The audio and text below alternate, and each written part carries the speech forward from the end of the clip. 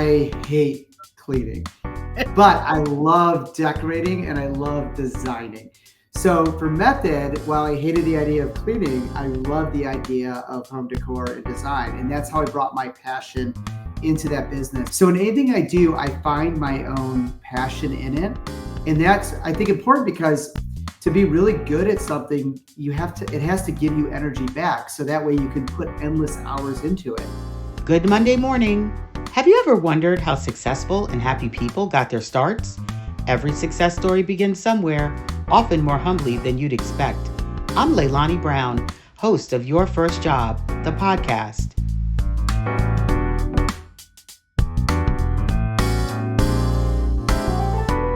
Good Monday morning, everyone, and thank you for tuning into Your First Job. I'm Leilani Brown, and I am delighted to be in conversation today with Eric Ryan, a self-described serial entrepreneur, a brand builder, a strategist, an industry disruptor who has been one of the great minds behind some of the most innovative consumer brands, including Method, Olly, Supergroup, Will Perform, and also Welly, and so many more. And so let's get into it and welcome Eric. It's so great to meet you.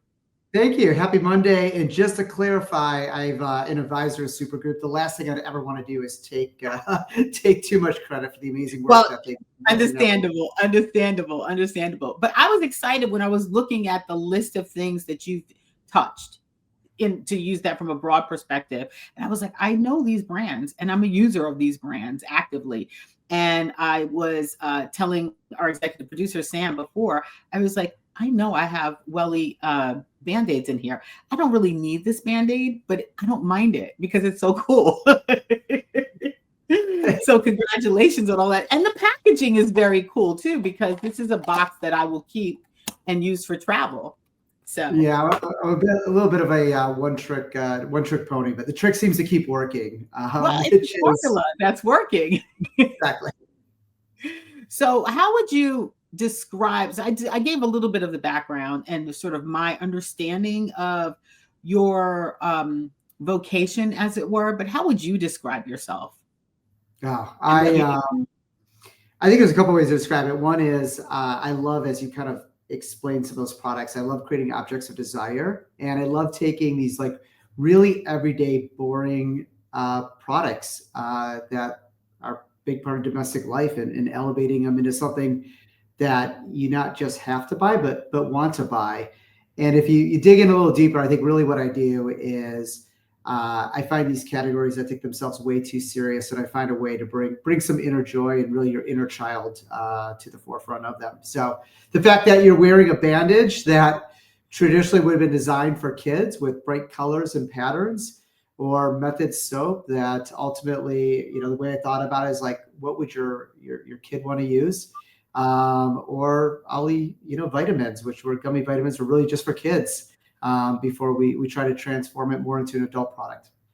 Yeah, who doesn't want to start their day with a gummy or a gummy vitamin instead of just a gummy? Instead of asking you the traditional or sort of normal question about what was your first job, what was the first time that you felt like an entrepreneur, even if it wasn't fully starting a business? How early can you recall your starts as an entrepreneur? I think the third grade. Third grade. I knew very, very early. My great grandfather and grandfather were entrepreneurs. I grew up in Detroit, so I was very much around an entrepreneurial family in the automotive business. They ran machine and stamping businesses that made parts for cars. And visiting those factories as a kid, it was just something I always fell in love with. And so I think the earliest memories I have of wanting to be an entrepreneur is like building Legos, where most kids were building spaceships or race cars, and I was building little office buildings of future companies I wanted to start, which is probably the dorkiest thing you could build. But yeah, as early as the third grade, I just always knew my goal in life was to make and build things and be an entrepreneur. Yeah, that's hard when you're first graduating college, I would imagine, because there's a little part of us that's we need to make money. I need something a little bit more stable.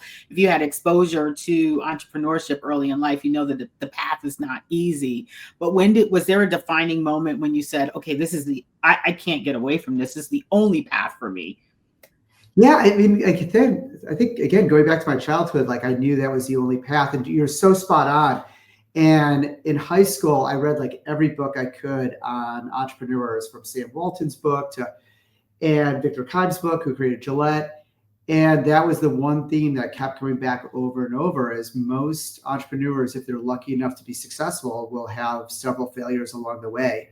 So while I knew I wanted to be an entrepreneur and that was like the only path I ever saw for myself, I was mentally prepared that I was going to have failures along the way.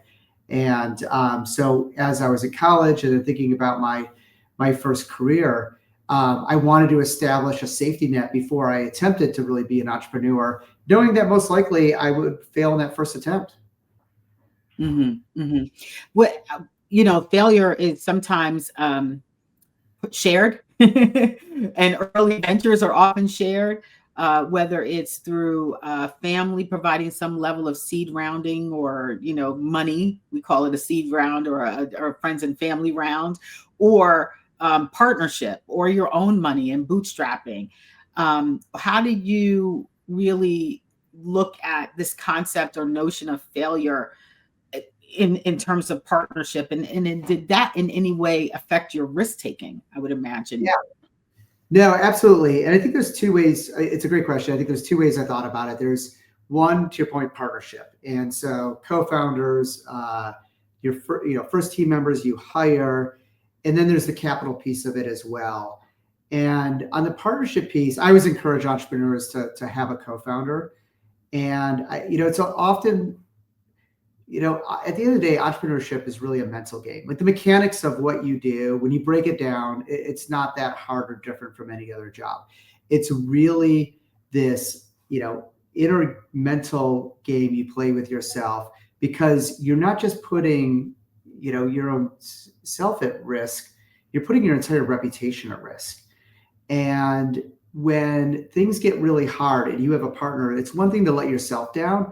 It's another thing to let someone else down. And so it's almost like when you work out with somebody, you can push yourself harder and further. And I think the same thing is with entrepreneurship. And so for me, it's really important. Adam was my co-founder with Method, my first venture. And when those moments would get tougher for either of us, where you wanted to quit, you had the other person to help push you along, and you would push them along as well. And then the other piece of capital, yes, losing other people's money is absolutely terrifying. And typically, the first path is what you said. It's friends and family. It's that angel round, and you realize why they're called angels, because they essentially save you from business death. Yes. And and when you take money from people you really care about, or friends and family, it puts this extra weight on your shoulders to do everything you can to ensure that this doesn't fail.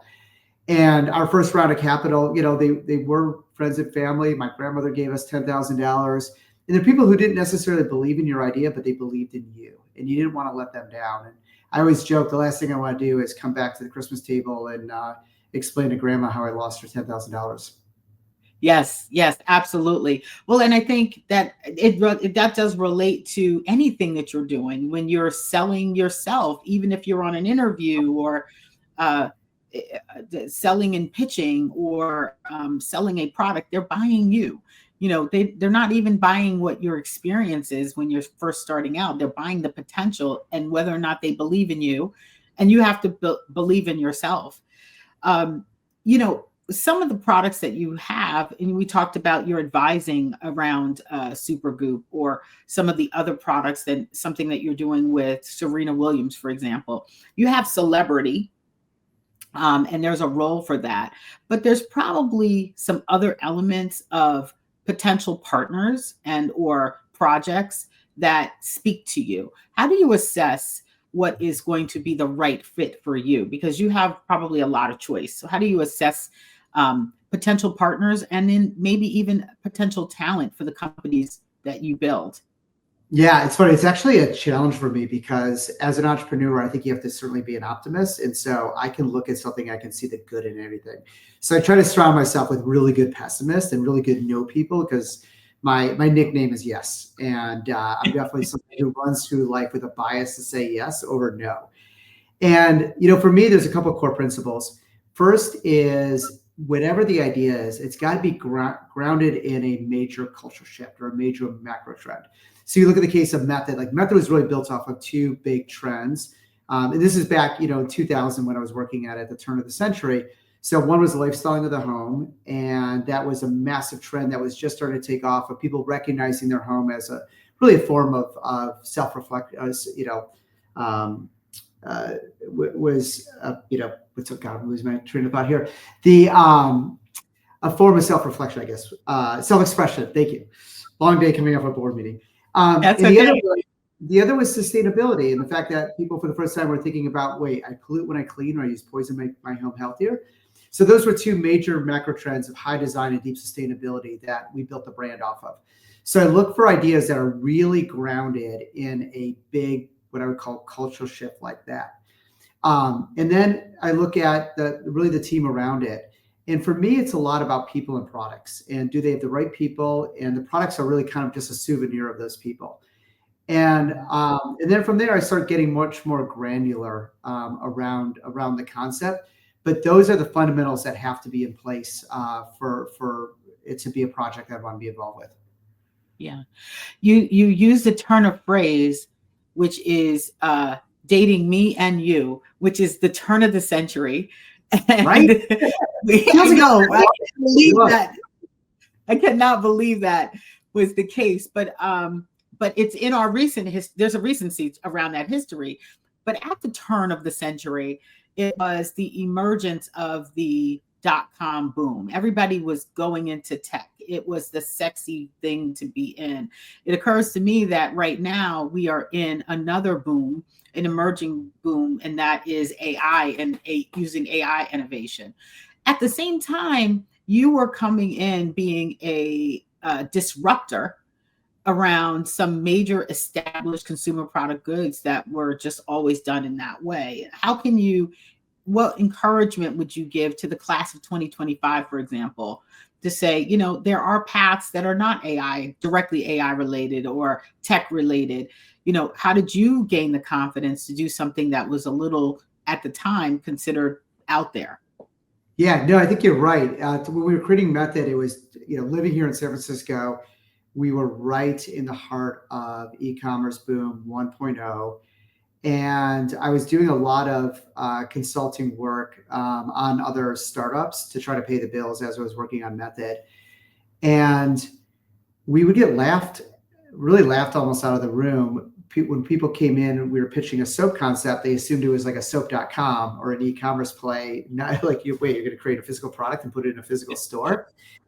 And I had, friends who were bragging about raising, $40 million on a 40-page business plan. And like, that was $1 million per page I just raised. And there was these lavish launch parties.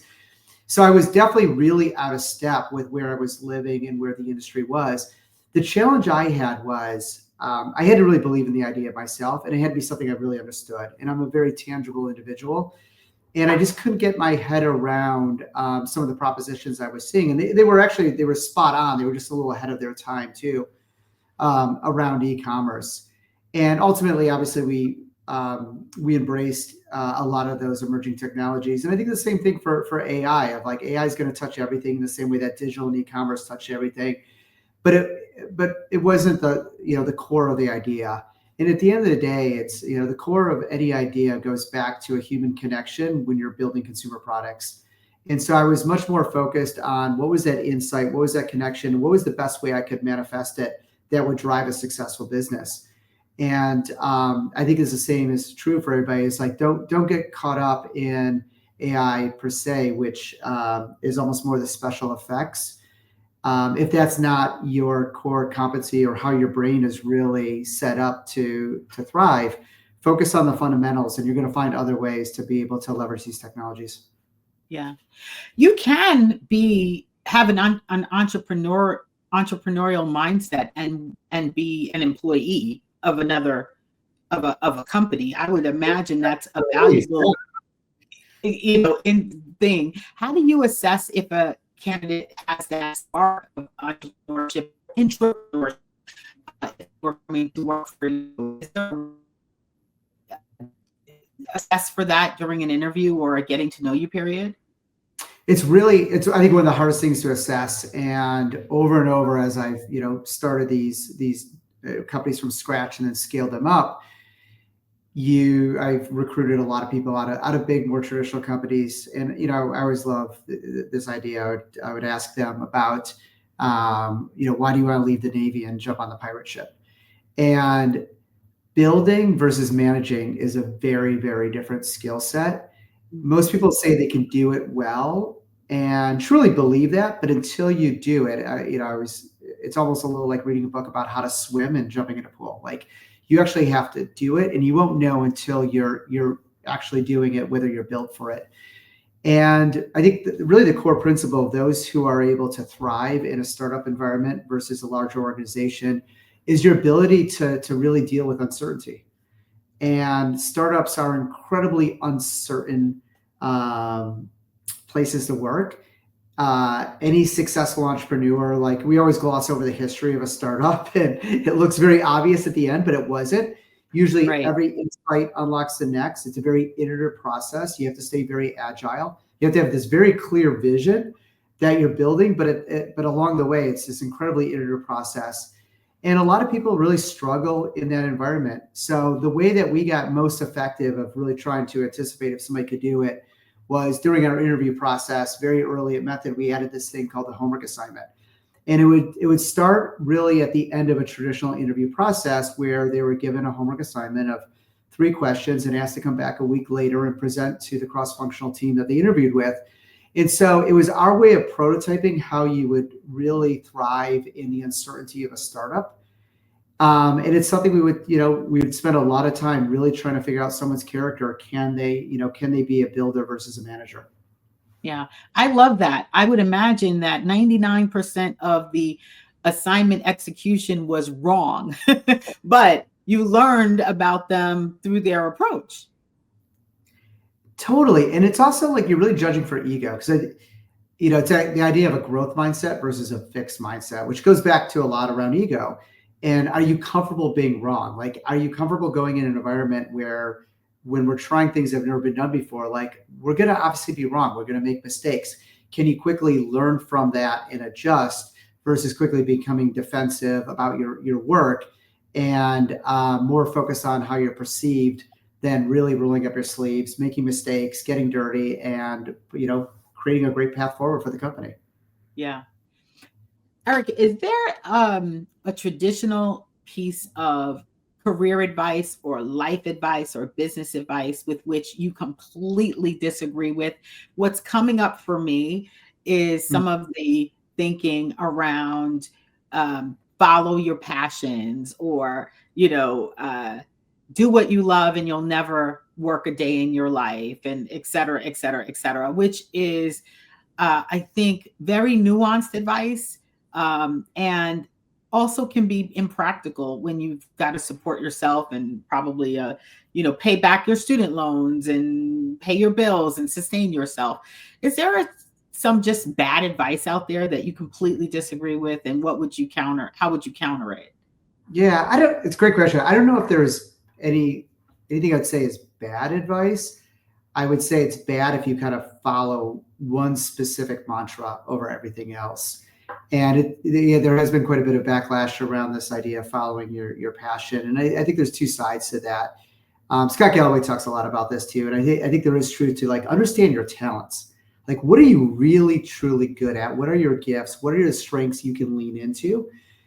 And then on the passion side, I think you can find passion in anything you do. And I think it is important to find that passion. So in each of the businesses that I've created, like, I had zero passion for that business. Like, I hate to clean. My wife jokes, like, would you please do the dishes more often? Your house is immaculate. You'd be the best fit, vitamin taking, most secure, safe, and clean house, and everything, with all the products that you're exposed to. I hate cleaning, but I love decorating and I love designing. So for Method, while I hated the idea of cleaning, I loved the idea of home decor and design. And that's how I brought my passion into that business and loved that business. Olly, like, I never took vitamins. I hate taking vitamins. But I love having great energy. I love getting a good night's sleep. I love what nutrition does for you and what it enables in your life. And so I brought that lifestyle into Olly Welly. I hate bleeding. I don't know anybody who enjoys bleeding.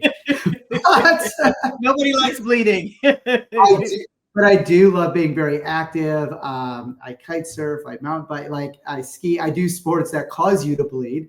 And so if you look at that tin, the case, like I designed it more as like an accessory for, like pushing yourself really hard. So in anything I do, I find my own passion in it.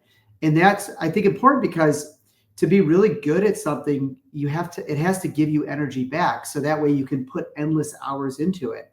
Right. And I think that is the difference, is finding passion, doing something that is energy giving instead of just energy taking. Otherwise, I think you can never truly be great at it. Yeah. Yeah. So you're doing some advising now as well, and probably have done that for a while, and have lived through a lot of different economic cycles. And so I know, at least in our work history and time, which we probably share, there was September 11th, there was the financial market downturn. There's been now socio-political shifts, COVID-19. How do you think companies can, or entrepreneurs and individuals too, can mitigate risk for the future, or future financial downturns? Or is there a way to future-proof your business as you're building it? What are some of the smart things that you can do? I mean, I'm a big believer in your really only sustainable competitive advantage is your people, and it's your culture. And so building a culture that has the ability to adapt on these moments of uncertainty, I think, is the best way to future-proof it. Obviously, all those things you listed, if you would have asked me when we were starting Method, over the next 20 years, we're going to go through a pandemic, we're going to have an incredible terrorist attack on our country, we're going to go through almost a depression, like I'd be terrified. Right. And you can prepare for any of those. Yeah. So I think it's really about creating a culture of agility and a culture of grit, which is what great startup cultures are. So you can thrive through those situations. And I always love that, Winston Churchill quote of "never waste a great crisis." And every time I found ourselves in a state of crisis, whether it was internal or external, that's always the mantra I've given to myself and the company is like, let's not waste this moment. Let's take advantage of it. Mm-hmm. And I think that ultimately is how you get through I always say too, when you go into a crisis, we want to come out stronger, not weaker. How do we make sure, we're not a victim of this? We don't just survive it, but we actually thrive through this moment. Yeah. Do you think, would you like to see a greater proliferation of niche consumer packaged goods, or do you see that always being the sort of push into the established industries? And I ask that question because you've done so well at being highly differentiated in traditional brands. And so I wonder what you see potentially for the future around that. Yeah, I mean, incredible evolution. So when you think about within consumer products, when we started Method, there was almost no consumer venture funds that we could draw capital from. These large, chain retailers very rarely, if ever, took start. Like Target never worked with a startup back in 2002 when we launched there after first getting grocery distribution on the West Coast. The barriers to entry were incredibly difficult. You had not only the world's largest multinationals, but the world's almost longest surviving multinationals, who had a 150-year head start on us, who had built incredible factories of efficiency, who really had locked up barriers to entry to getting on shelf. Slotting fees were really designed to keep startups out because the cost barriers to getting a product on a grocery store were so great. And then even, the cost of buying a 30-second spot in the United States as the most effective way to reach, mass Americans was really cost prohibitive. And just in the time that we've started Method over the last almost 25 years, the barriers to entry have completely shifted. The ability to get co-packers to create your product for you on low runs. The barriers to entry on distribution today, from D2C to Amazon to, it opened up. So it's a very, very different ball game today. And I say, it's never been easier to start a consumer products company, but it's also never been harder to scale one at the same time. Yeah. And I think we've found a really healthy place where you have so much competition, so many startups and innovation coming, but at the same time, you do want to be able to provide, liquidity and scale up these companies through acquisition that creates this healthy ecosystem for capital as well, so we can continue to fund these early stage companies.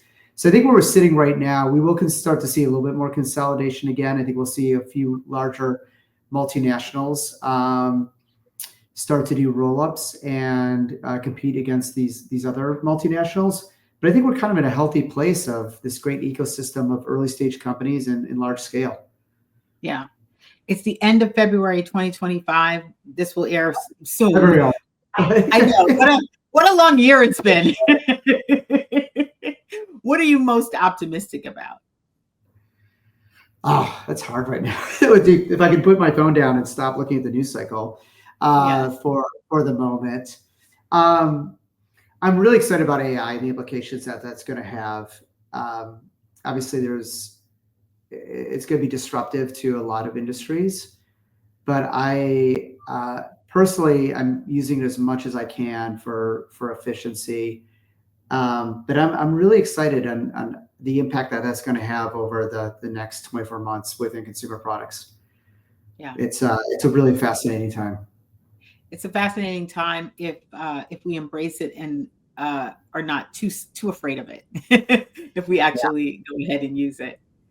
I mean, for creativity, it's incredible. I mean, it's already removed so many steps on the way I would traditionally work to brief a creative. And now so, and even the way we use it for copywriting now, where I can write my own copy. And there's just such a shortage of finding great copywriters. So on the creative side, I'm really excited of what's going to unfold over the next 24 months. I love the application of using AI to challenge, break, refine something. So I might think that something is really, really good that I've written purely, and then I might throw it in and say, how does this sound? How can it be better? Give me 2 or 3 questions, hard questions that challenge it. I love that. So I love the breaking aspect of it, or the refinement aspect of it. Check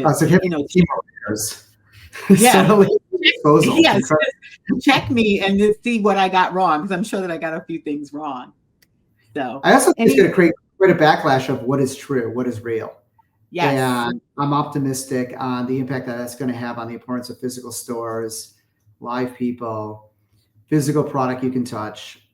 So I think we're going to go through a rough couple of years too of everybody questioning what is real, and that seek that authenticity and realness and trust into the physical world. I'm hoping has a profound effect especially on our communities and Main Street America.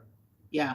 As an expert in consumer brands, though, I would imagine you have a real a finger on the pulse of what matters, some of what matters at least. And I would imagine that you were hearing or seeing people crave even more authenticity, more experiential marketing, but more authenticity. Like, I want to know it's real. I'm seeing and noting some editorial approach in marketing, for example. Certainly social media has, I think, prompted the question for the curious. Is this real or is this fake? Is it made up? What am I to believe for the discerning mind? Are you seeing that the calls for authenticity and something more raw and or editorialized from the consumer base as well? Yeah, and I think the way it's manifesting itself is getting closer and closer to the end consumer. So if you think kind of the evolution, with the birth of mass media, we had the arrival of the celebrity endorsement, and this celebrity endorsement was all about setting that aspiration and very few consumers would ever meet that actual celebrity. And then we saw this shift with social media into the influencer. And while still very few people would ever meet that influencer, like they were on your phone, became much more raw. And then now we're seeing the shift to the creator and even the shift to the streamer who is actually engaging with their audience back and forth. And so I think each step is creating that, this more authentic engagement, but also is getting closer and closer to between you and that person. I'm really fascinated with the creator economy. I love, versus working with an influencer or a celebrity.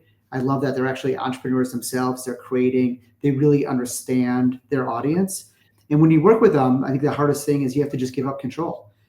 Give them your product, let them tell the message that they think is the best way to tell it. And, but it's amazing because you get to watch how they tell the story and you get to watch how their audience engages with the story. So you learn so fast, but it requires giving up a lot of control, which is hard, especially for larger organizations. Yeah. Creators are your marketers. They're your brand, they're brand and product marketers. We have to treat them that way. We have to pay them that way.